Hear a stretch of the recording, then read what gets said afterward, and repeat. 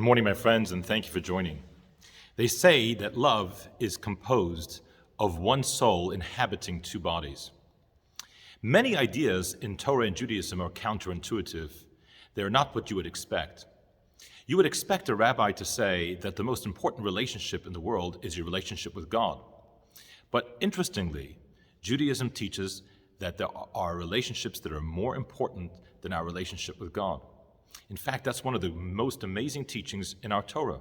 This week we read about the fact that Abraham is in the middle of a conversation, an intimate and sanctified, hallowed conversation with God himself, with the Almighty himself, and he sees in a distance some people who need help, some guests that he can bring into his house, and he says to God, God, I need to ask you to wait. He puts God on hold, and he says, I have something more important than talking to you to deal with. I have to go take care of my fellow man.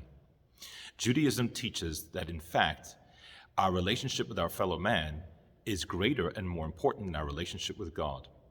It is, in fact, the greatest expression of our love of God, because when you love a person deeply, the greatest expression of that love is to love them so deeply that you love what they love.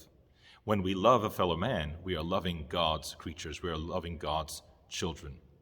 And that's what Judaism teaches, that first and foremost in our relationship with God is our relationship with our fellow man. And this is why you don't need to have a rabbinical degree. You don't need to be a very spiritual and educated person to have a deep spiritual existence. What it requires is our ability to think about, to care for, to be kind and empathetic towards our fellow man, to be there for our fellow man. That is something that each of us has the ability to do. Thank you for joining, and Shabbat Shalom.